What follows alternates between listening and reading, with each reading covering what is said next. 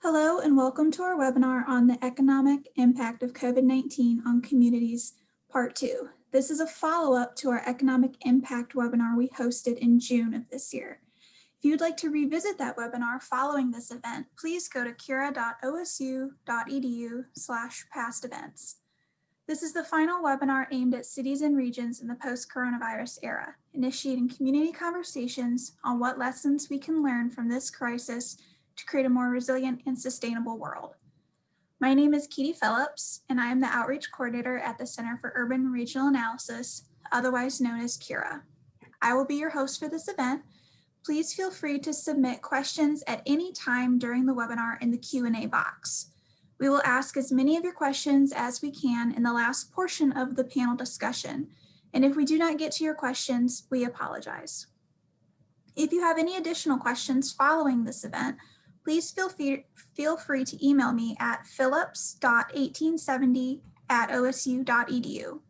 There will also be a short survey at the end of the webinar. If you have time, please provide your feedback. I am now going to kick it over to the moderator for our event, CURA's Director, Harvey Miller. Thank you, Katie, and thank you everyone for joining us today. This is the last of our series, as Katie mentioned, in cities and regions in the post-coronavirus era. We've had a really good seminar series, very successful, and today's webinar, we'll be circling back to a previous discussion we had on the economic impacts of COVID-19 on communities.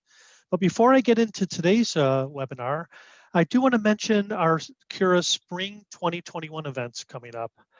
So in spring 2021, our event theme will be strengthening legacy cities in Ohio and beyond. And we have a really unbelievable first-rate series of events scheduled for next semester. On January 22nd, we will have a panel discussion, Strengthening Legacy Cities in Ohio, and that will feature Ian Benenston from the Executive Director of the Youngstown Neighborhood Development Corporation, Tony Richardson, the Executive Director of the Nord Family Foundation in Lorain, Ohio, Allison Goebel, the Executive Director of the Greater Ohio Policy Center, and Jason Seghetti, the Director of Planning and Urban Development for the City of Akron. That will be on January 22nd. On February 12th, we'll have Alan Malik. He's a Senior Fellow at the Center for Community Progress in Washington, D.C., and author of the recent and very good book, Divided City, about the increasing social polarization in legacy cities. And then on March 21st, we'll have Charles Marone from strongtowns.org, and author of Strong Towns, A Bottom-Up Revolution to Rebuild American Prosperity. So we hope you join us in spring 2021 for those events. As always, go to cura.osu.edu to sign up for our newsletter. Oh, March 12th, did I get that wrong? Katie, I'm sorry. Katie just sent me a note. March 12th, sorry about that, for the Strong Towns event. I'm making a note of that myself. Okay, so cura.osu.edu to sign up for our newsletter. Also follow us on Facebook, Twitter, and Instagram. So let's jump into today's webinar. This is on the economic impact of COVID-19 on communities, part 2. And the speakers today were involved in our panel discussion back in June on the same topic. And it was a very good, very robust discussion. And we thought, well, let's check in with these folks 6 months later and see where we are. And it is about 6 months later, and we're going to find out today where we are. So to introduce our panelists, first, Bill Lafayette. Bill Lafayette is founder and owner of Regionomics, a consulting business specializing in small area economies with a focus on strategic, economic, and workforce analysis of planning services. Bill helps clients throughout Ohio understand regional and community economic, demographic, and workforce trends, and works with them to develop strategies to respond to these trends. Bill has a BS in Finance and Accounting and an MBS in Investment Management from Wright State University, and he has his PhD in Real Estate and Finance from The Ohio State University. Bill, thanks for joining us again. Thank you. Jennifer Clark is professor and head of the City and Regional Planning section of the Knowlton School of Architecture in the College of Engineering at The Ohio State University. She specializes in urban and regional economic development planning. Dr. Clark's most recent book is Uneven Innovation, The Work of Smart Cities from Columbia University Press that was just published in 2020, and I recommend it. She earned her PhD from Cornell University, a master's from the Humphrey School of Public Affairs at the University of Minnesota, and a BA from Wesleyan University in Connecticut. Thanks for joining us again, Jennifer. And last but certainly not least is Eddie Pauline. He serves as a director for economic engagement for the Ohio State University's Corporate Engagement Office. This office houses Ohio State's efforts with technology commercialization, strategic partnerships, and startup companies and economic development. In his role, Eddie leads the office's economic development function, supporting business retention, expansion, and traction efforts in partnership with local and state economic development partners. Thanks for joining us again, Eddie. So we're going to start off with opening remarks from the three panelists, and we'll start off with Bill. Well, thank you, Harvey. I want to give you an economic overview of what's going on. The past 8 months have given us the largest swings in economic statistics since the records started in the 1940s, and in some cases, 1929. In April alone, Ohio lost 835,000 jobs. That's twice the job loss of the entire 2007 to 2009 recession. The April loss in the Columbus MSA was 151,000, 3 times the loss during that recession. And if I can share my screen, I want to show you a few charts.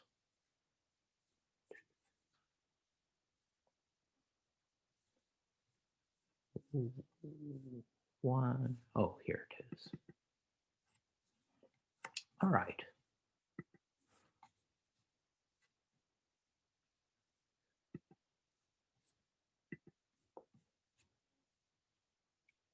Okay, here is a more detailed view of what we've been through since February. The red bars are the percentage loss between February and April.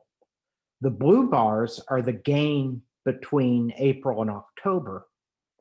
And the black bars are the net loss for all 7 months. The Columbus MSA is on the top, Ohio's in the middle, and the US is on the bottom. As you can see, all 3 areas are fairly similar, but Ohio fell a little bit more than average, 16%, and has gained more since April, 11%, ending up with an overall net loss since February of 6.7. The Columbus MSA lost close to the same 14.5% as the US in March and April, but the gain's been less than average, 8.1 versus the nation's 9.3%. So we wind up with a net loss of 7.5% compared to the US loss of 6.6%. Now, a caveat on these numbers, these are preliminary estimates based on a relatively limited sample. They're going to be corrected next March, and again the March after that. Here is the relative performance of the 3 Cs. Both Cincinnati and Cleveland lost more jobs in the spring than the national average, similar to the state. But Cincinnati, as you can see, has made up many more of its lost jobs than has Cleveland. So Cincinnati is much closer than Ohio or the US to making up all of its lost jobs. Cleveland's loss, on the other hand, was worse than average, more than 183,000 jobs. The gain's been a little bit better than average, but certainly not enough to overcome that big loss. The 3 economies are about the same size. Cincinnati's off 55,000 jobs since February. Cleveland's off 96,000. Columbus is off 84,400. Now, the lion's share of the loss has been in leisure and hospitality, arts, entertainment, recreation, hotels, and restaurants. As you can see, this sector lost half of its employment nationally and locally during the contraction. It's recovered half or so of what it lost, but it's still down about a quarter. Leisure is about 10% of the national and local economies, but it's more than a third of the net employment loss. Wages here are a lot less than in any other sector, and these are the workers who've lost their jobs. But restaurants are having a hard time hiring, maybe because of the instability of those jobs, maybe because of fears over COVID. So turning my PowerPoint off. That leads me to the serious problem of hunger and homelessness. Before the pandemic, nearly 100,000 renters in the Columbus MSA were what the Housing and Urban Development Department calls housing cost burdened. That is, paying 30% or more of their gross income in rent. That's 42% of all renters, a rate that's not at all out of the ordinary. The problem is that housing costs have been rising a whole lot faster than incomes for years, especially incomes at the lower end. Many of those folks have been living paycheck to paycheck. Many of them have sharp income swings, have to string together multiple jobs to survive, and many of them lack health benefits. Now, of course, the problem's worse. The unemployment statistics suggest that 16,000 people in our region who were working in February are not working now. That's an estimate that's probably low, and it doesn't include those whose hours have been cut and aren't making the same income that they were making at the beginning of the year. A Federal Reserve study last year found that almost 40% of households nationally couldn't handle a surprise $400 expense. And that was when unemployment was at a 50-year low. Imagine the impact on these households now of losing their primary job. We don't have good numbers yet on how many are facing eviction or foreclosure. But if you string these facts together, that implies that the number in danger of homelessness and certainly going hungry could be tens of thousands. And that's where I want to leave it for the moment. Thanks. Thanks, Bill. That is indeed sobering. I also understand that Columbus has one of the highest eviction rates in the country even before this crisis. So very serious problem. Yes. Jennifer, your opening remarks, please. Thank you, Harv. And thank you to Katie and Harv for making this, and everyone at Cura for making this amazing pivot to this virtual series. Having now been involved in it twice as a panelist, I have to say I am just super impressed about how you've made engagement work in this environment. And I just want to really highlight and thank you for that. Bill, I think you've just done a fantastic job of showing us what is so different about this situation in terms of how it affects communities and regional economies. The numbers are sobering. And I think for me, one of the things that I find really, that I reflect on over the last 6 months is the fact that we're looking at a very different kind of economic shock. There's a public health set of implications, and we have to talk about that too, but the economic shock looks very different, and you really pulled that out. So for me, I've spent a lot of my career looking at deindustrialization, looking at reframing deindustrialization and the policy implications of how we deal with deindustrialized environments. We're pretty familiar with what happens when there's a decline in demand for goods, especially manufactured goods in the US and certainly in the Midwest. The regional impacts of deindustrialization are unfortunately pretty familiar to all of us.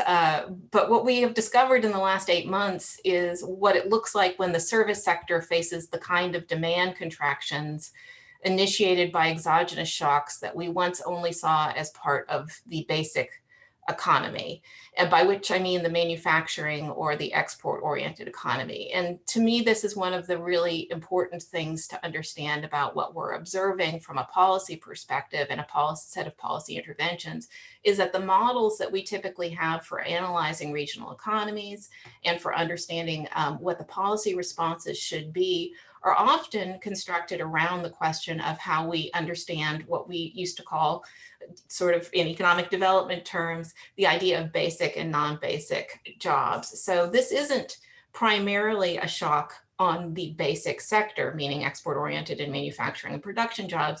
It is instead a service sector contraction. So essentially what we are observing is what happens when the non-basic multipliers just short circuit in our models. And it isn't all the non-basic multipliers that are malfunctioning.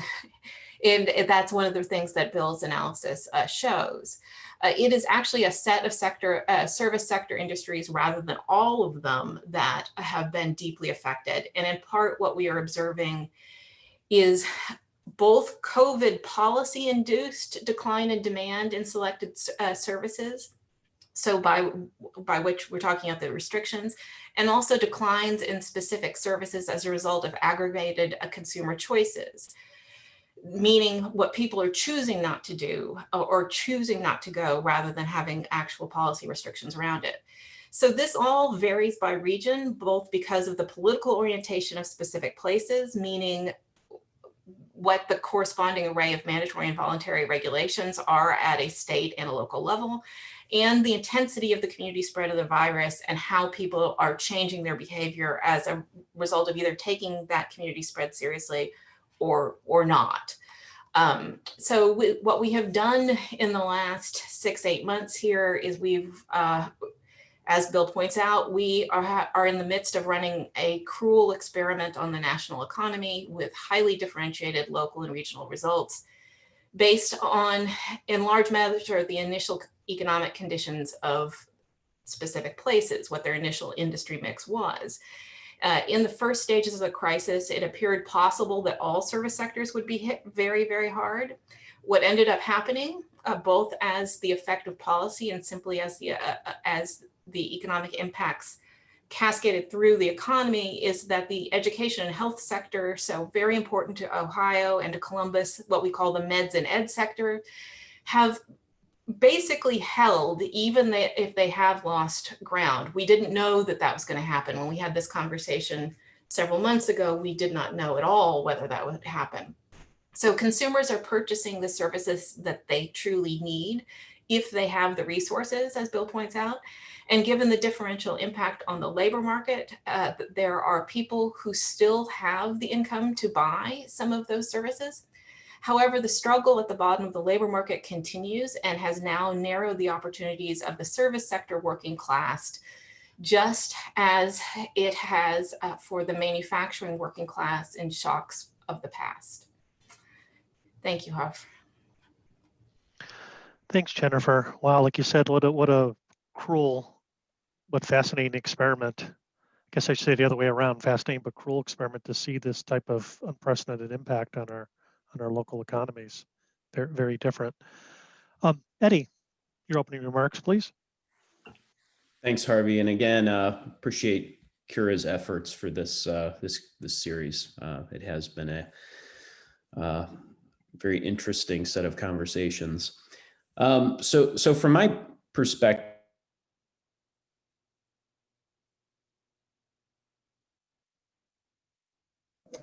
Eddie, you muted yourself. sorry about that. So what I was saying is I've been impressed with the amount of pivoting and resiliency that we've seen in a lot of different industries, and also the reliance, a reminder of the reliance that we have on anchor institutions.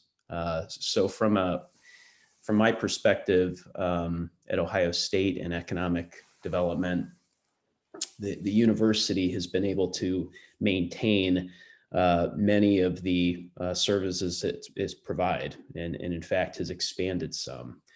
We've seen large corporations doing more to support their employees through this pandemic, coming up with resources to support things that they have not supported before.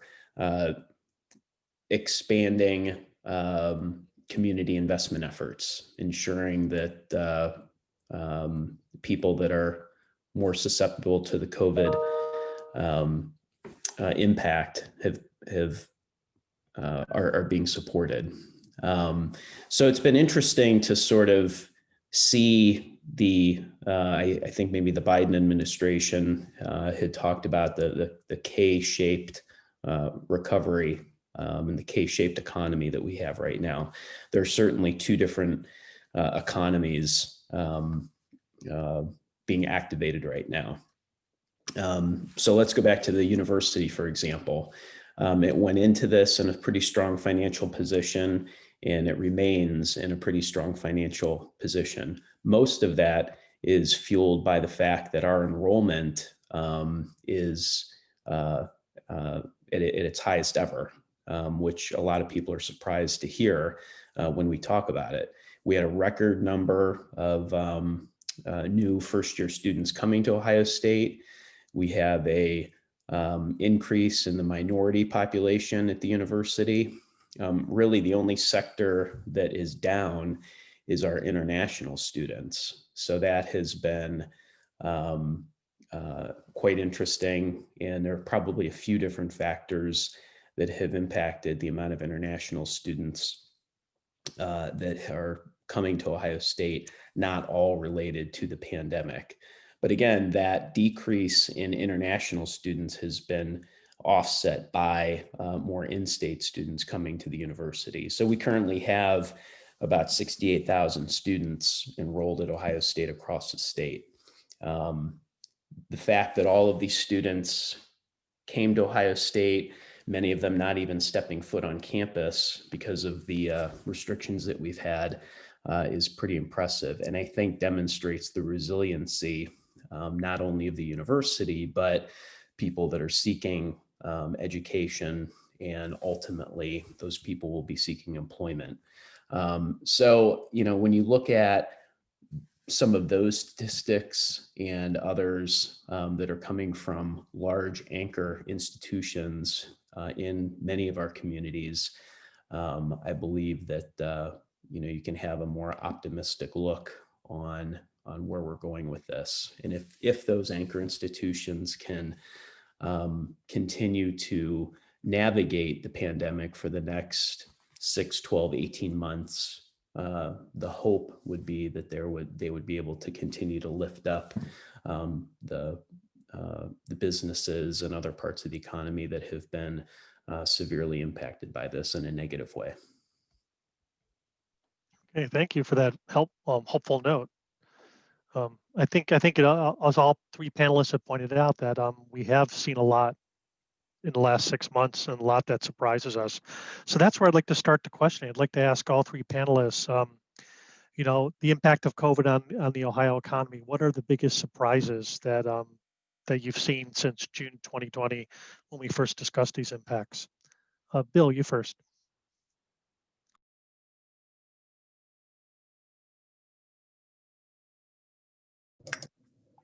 I'm not sure that it's a surprise so much as just what we didn't know then, that in some cases we were expecting and has actually come to pass. Back in June, we certainly saw the extent of the job losses, but we had not yet seen the extent of the job gains. The picture really is brighter now than it was in June. We knew that people were working on a vaccine, but we weren't on the doorstep of getting it distributed as we are now. And I'm also really hopeful for more consistent messaging from Washington. I am still, though, very concerned about all those who still think the virus is some sort of hoax. That's going to hold us back. Jennifer, what surprised you over the last 6 months? Well, Or maybe you didn't. yeah, I think one of the things that there are kind of three things that surprised me, and they're all kind of interrelated. But the first one is how effective the CARES Act really was in terms of flattening the curve of the economic contraction, especially in the service sector and especially for the small business service sector. So I think we've lost a lot of small businesses, and more than we probably even fully understand. But the CARES Act really helped. It really helped in what Bill's describing, that some of giving a lifeline both to individual workers, but also to firms themselves. I think the other thing that really surprised me is the absence of a policy model for rebuilding or subsidizing long-term downturns in the service sector. So personal services, restaurants, retail, hospitality, tourism, travel, all of that, we really just don't have a great policy model for that. To a really large extent, labor supply interventions are not relevant for that part of the service sector. Because it's a contingent labor market where licenses and certifications, things that people could go back to school for retraining for, are pretty rare. They're not a big part of that sector outside of some of the personal services. So those occupations are characterized by pretty persistent churn in the first place, which makes tracking labor turnover difficult, and also makes skills pretty interchangeable in the labor supply. So the thing that's been the most effective is direct cash assistance or subsidies.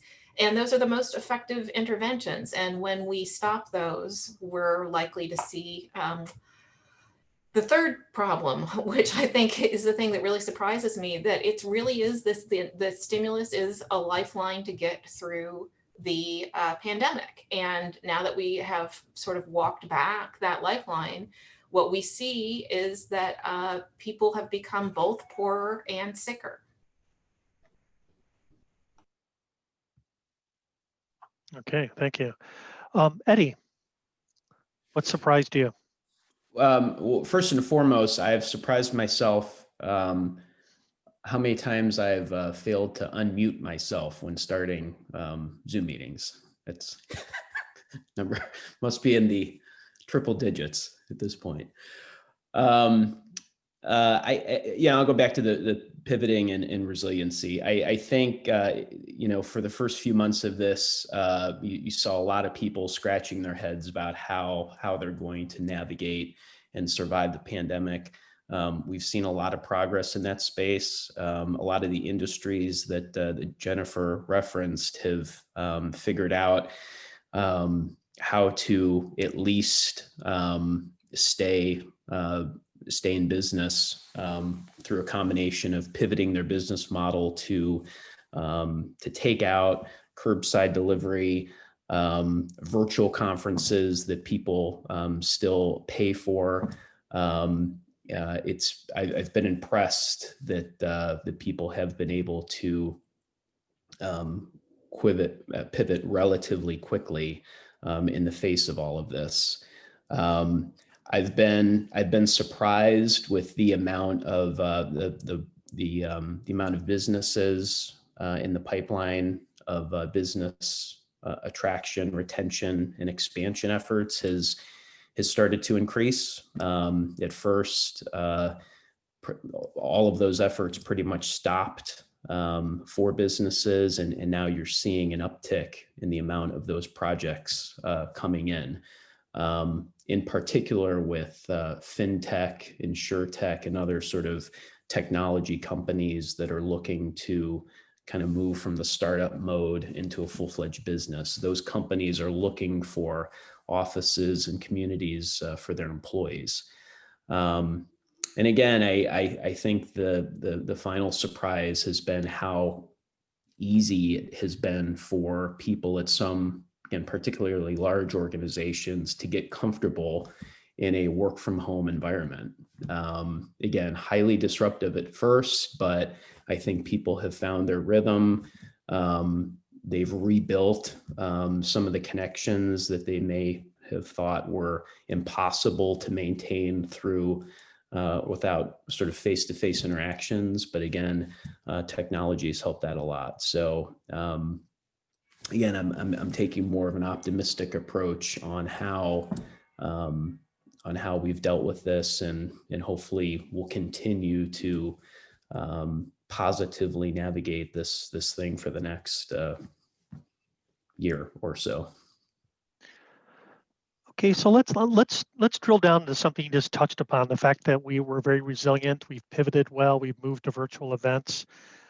So this pandemic has demonstrated a significant portion of our economic activity can be conducted virtually using telecom and other technologies. But it also revealed that many people don't have access to these technologies or skills to use them. So do you anticipate a permanent shift towards telework, telemedicine, all these things? Or if so, how do we make sure that no one's left behind in this transition? I'll start with you, Eddie, since that's where you ended your opening, your response to my last question. I wouldn't consider it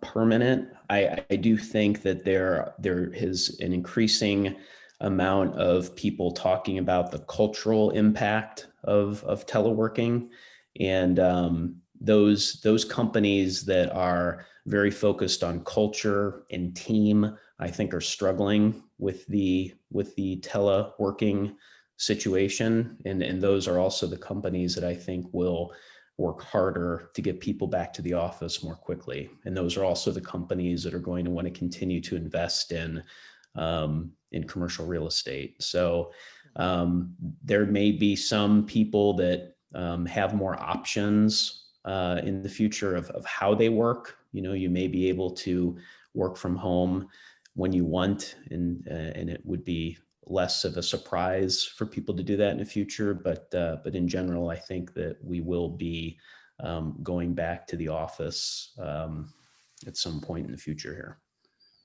Bill, do you agree? I do. We've seen already that the share of folks who are working from home has decreased in the last few months, even as the infection rate has increased. So I tend to agree with Eddie, but I do think that this has been, for some companies and some workers, a culture shift, where now that working remotely is so much easier than it was even a few years ago, people may want to keep that. Again, as Eddie says, it all depends on the firm and the context and the culture. But we will not go back to where we were in February. What do you say, Jennifer? You've researched this issue, I believe. What do you think's good? What's your crystal ball say about the nature of work and tele versus physical presence? Yeah, I mean, I agree with my colleagues on the issues of project management and teams issue. Both that project management is challenging in a remote environment, and that it does have significant issues for team cohesion. So I think that's the culture that Eddie was talking about. And of course, there's the additional issue here, which is the childcare component of the teleworking and working from home, and that's complicated by whether or not, the extent to which people are doing schooling at home as opposed to having kids in school. I think the thing that strikes me too about this is that our tax structure is not set up for this.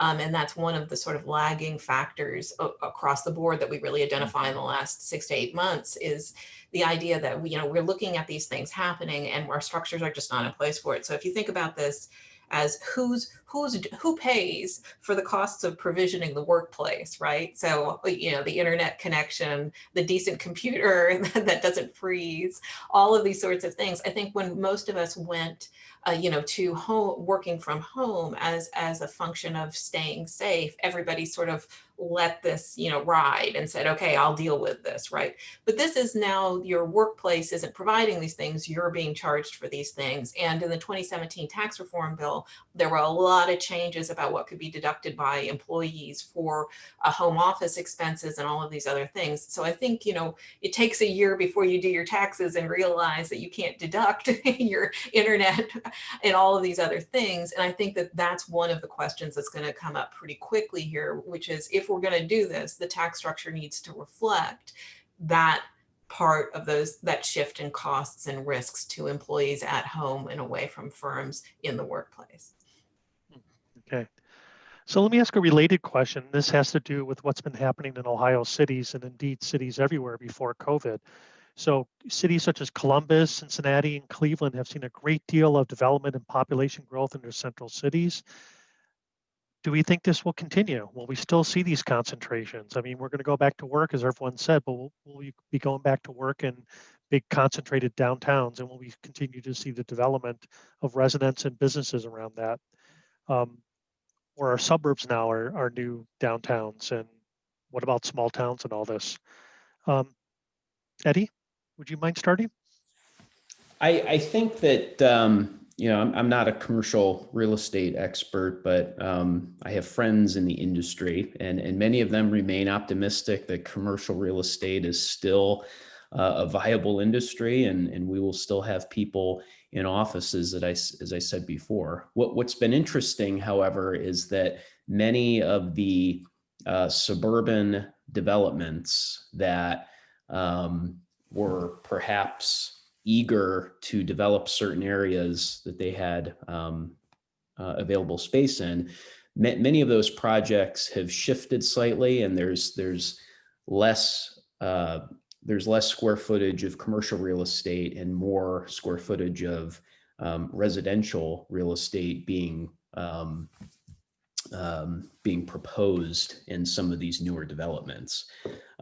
So clearly some of our developer friends are seeing that there will be less of a interest in commercial real estate for probably the next 12 to 18 months, possibly 24 months. But housing remains, at least in central Ohio, housing remains very popular. And we're still under where we need to be to accommodate the housing demand. What's also interesting is the impact that type of development will have on local communities. Obviously, the commercial real estate provides much more revenue to local communities than does residential.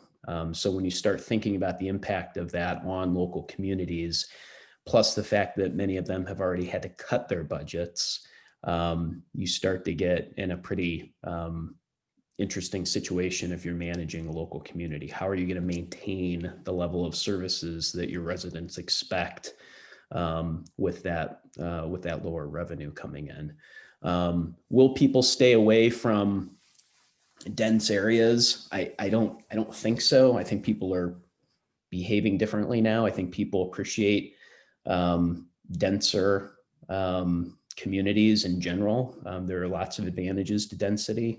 And I think that if you're into accessibility, inclusivity, sustainability, people are owning less things now. People don't want to drive as much, don't want to have their cars. I know, Harvey, you're on your bike all the time. So density is attractive to some of those people. And I think we have a growing number with that type of mindset. Bill? What are your What thoughts? I said on this question back in June, I stand by. It's natural to project your current state of affairs forever into the future. And I completely agree with Eddie. The demographics that we're facing have not changed. The Insight 2050 study still applies. The emerging demographic is going to want denser development. I don't think that's going to change. We're in the middle of a 100-year flood, essentially. And so that won't change. But your point about small towns brings up something that's a big concern to me. Small towns in Ohio and legacy cities too. And this is why I'm so thrilled about your next program on legacy cities, because these cities, large and small, have challenges that predated COVID and are going to continue after COVID's over. Uh, the state's population outside of central Ohio has been in decline for decades, and employment growth has been far below average. And so there's a real need to focus on these communities. At least in the near term, some of them seem to be doing better than the big cities. I just took a look at Coshocton County, and their rate of unemployment claims is far below average. And in some cases, the unemployment rates of these communities are less than those of the big counties and the state and national average, which I'm guessing is probably because of a smaller share of leisure employment. So when things return to normal, I'm afraid that that's going to return to normal too. Interesting, thanks. Jennifer. Yeah, not surprisingly, I agree with my colleagues here, particularly on the point about the portion of, when we talk about mixed use development, what the portion of which use is going to be. I think that's actually a big part of what the current story is. And I think commercial real estate developers in general, I think, are really struggling with this particular question. They are deferring or sort of defaulting to residential for the reasons that Bill and Eddie explained. That's what the model that looks like the safest model right now for them. I'm not sure that that's what is best for urban development, urban and suburban development, but that's certainly the sort of path dependency they're following. And there is going to be sort of a new conversation about what neighborhood versus regional retail looks like, and the provisioning of those components. I do think what I would say that concerns me about all of this is that this higher density residential, and I think Eddie sort of alluded to this, as being is being proposed on what is antiquated infrastructure. And the lack of a sustainable or a functional revenue model to build out and upgrade that antiquated infrastructure for the density being proposed. And then of course you add that, and that's just the transportation systems, water systems, sewer systems, things. You add to that the information communication technology infrastructure systems that are necessary for the kind of density and work from home and school from home components to this. Somebody's got to start thinking about this. So, my argument here would be, we really do need an infrastructure week. and probably when we talk about smart infrastructure, we need to be more explicit about the fact that we're talking about strategic investments for sustainable and equitable and inclusive development. And I think that speaks to a question that's in the chat here, which is, what would your advice to economic developers be? And that's really it. It has got to be this question of getting serious about infrastructure investments that provide the platform for the kind of economic activities we want to see coming out of this pandemic. And Bill signaled to me that he'd like to follow up with a comment following Jennifer's remarks. So actually, it was a different signal, but I'm sorry. I completely agree. What did you try to signal me?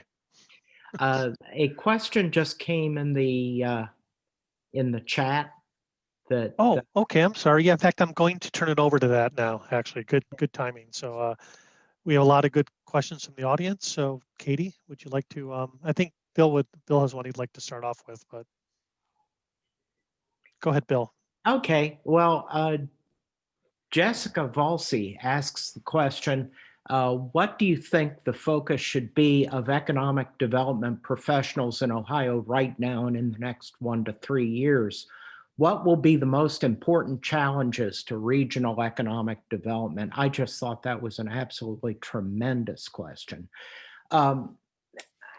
I think that economic development should focus on business retention to a larger extent than it does generally.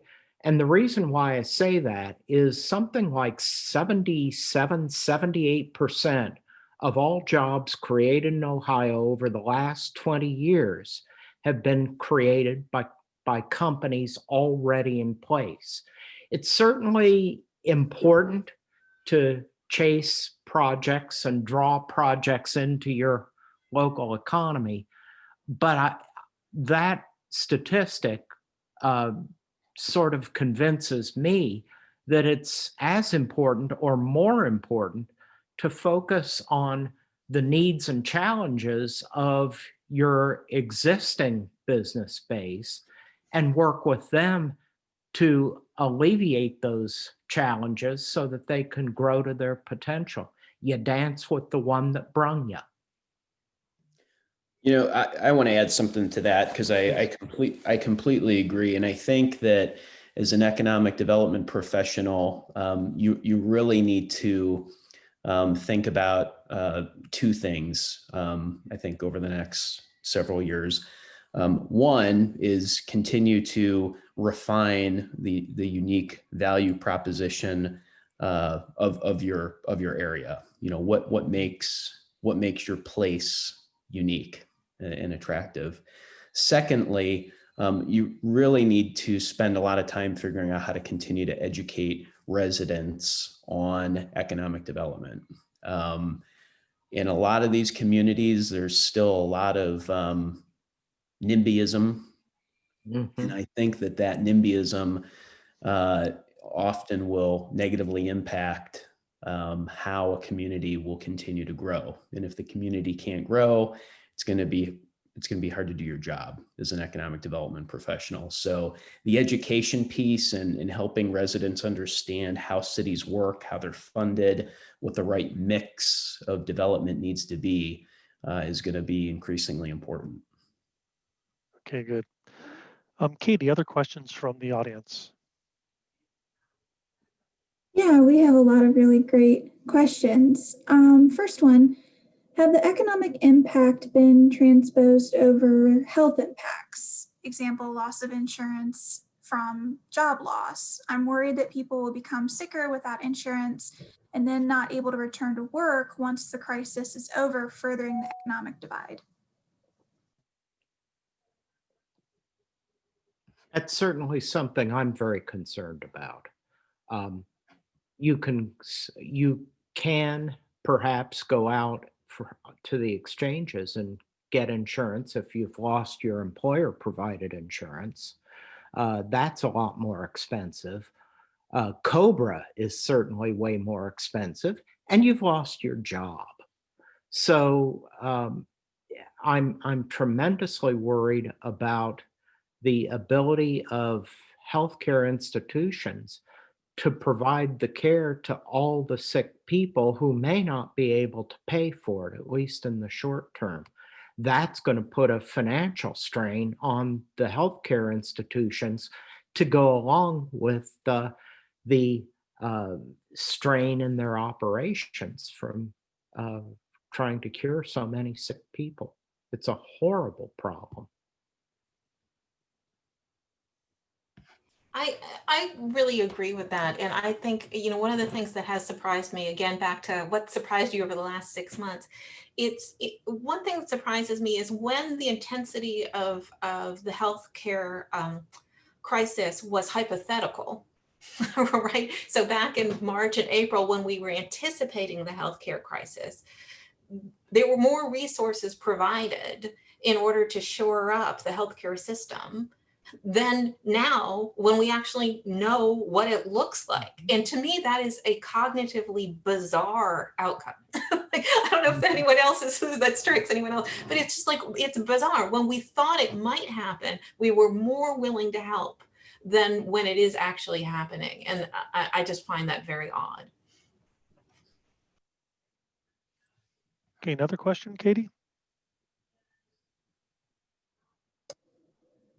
What data do you have on small business failure due to the pandemic? what do you see as the recovery replacement curve for small businesses and their employees?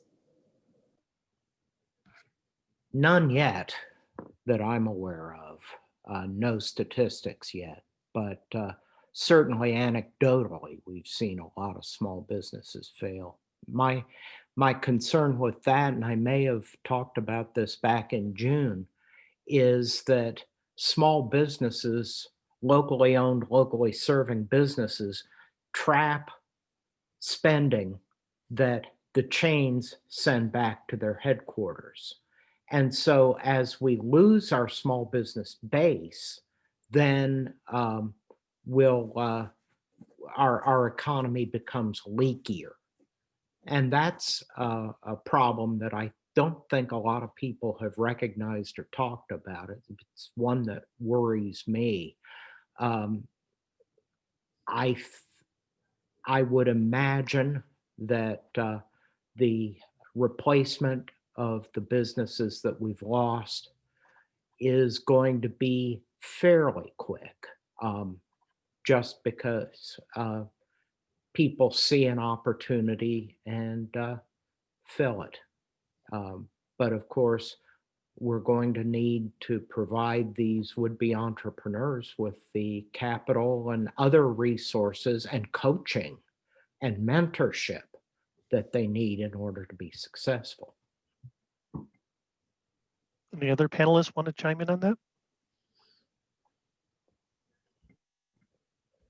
I just wanted to add that to Bill's point, places like the city of Columbus have done a really great job even before, starting to think about this even before the pandemic, especially in regards with regard to how to uplift the small business community. They just finished their small business agenda and talk about how important it is for the city to make it easier for small business owners and entrepreneurs to connect to funding mechanisms, coaching and education, along with how do you do business with those anchor institutions that I mentioned before. Cities need to continue to push resources to the education piece of running a small business. I entirely agree with that. And I think the interesting thing, one of the opportunities here that would be very interesting would be small business support for firms that are not primarily in the service sector. So that's always harder because you're actually having to learn what a production chain, what a supply chain looks like, all of those other things. But that would be a really amazing opportunity to see more small business in the sort of maker economy emerge out of this crisis. That creativity would be really interesting to support, I think. Speaking autobiographically, I would say that the first thing that we really need to do is help folks overcome the fear factor. I know that when I started my business, I took 3 or 4 deep breaths before I took the plunge. And it's helping. Beg pardon? I said only 3 or 4 breaths? Yeah. And 6 months of fact finding. But I think that it's important for us to start even back in the schools, elementary and secondary schools, to let people see that entrepreneurs are not some sort of rarefied group. You can be one if you understand the risks and the potential returns, and if it's what you want to do. Interesting. Okay, Katie, maybe one more from the audience. One more question. Okay. Do you feel our communities have the correct time frame for future adjustments to a new normal or an economic recovery? I get the sense that this is still a long-term set of problems.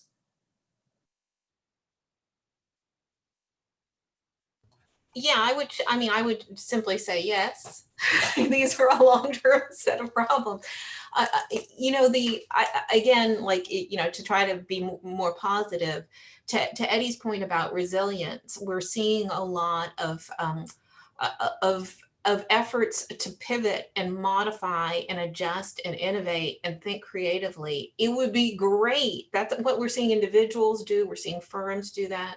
We're seeing families do that. It would be great if we saw more of the sort of governance and funding structures think that way too, to create the incentives. We see that a bit from Columbus, and I think Columbus has done a really exceptional job with its CARES Act funds in that regard. But we could be seeing that more broadly, right? We could be seeing this much more broadly, thinking about if we rearrange what the incentives are, what can we do about some of these underlying structural conditions that we didn't like in the first place and weren't helping us out in the first place. It's not like we liked the inequality before.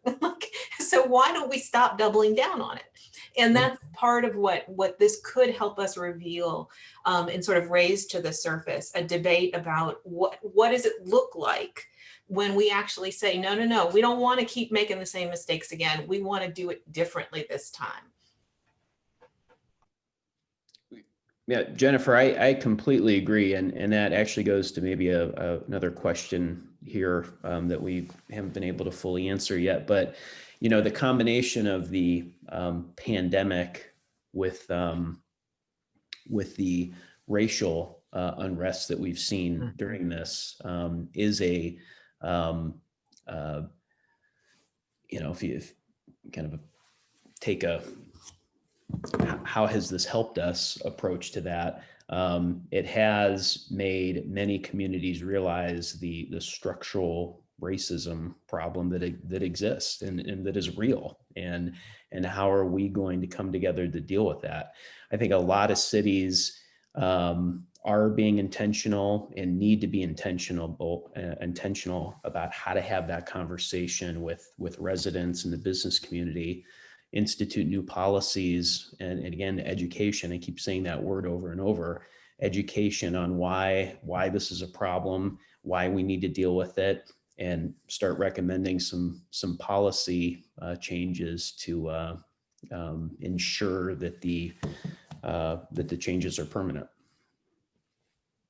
Okay, great. So thanks for answering all these questions from the audience. I'd like to end with a final question, and this is looking forward. And as was mentioned just a few moments ago, we do have a new administration coming in on January 20th, and we've already seen some of the cabinet picks and everything. Of course, the administration hasn't started yet, but we're starting to see some of the direction that they're going with these cabinet picks. I would like to ask you, each of the panelists, if you had one bit of advice to give to President-elect Joe Biden for the next 6 to 12 months, something to do or to think about, what would that be? Bill. Relief, more relief to businesses, to individuals. We need another relief package. And I'm very, very hopeful that they're going to push one through. Jennifer, what would you tell Uncle Joe? I think I would suggest that the same as Bill, and add to it targeted infrastructure investment as a necessary component of it. So I think the relief needs to be there, but the relief also needs to be modified and somewhat different from what it was in the first round. And Eddie, what would you tell President-elect Biden? Stay off Twitter. Yes, please.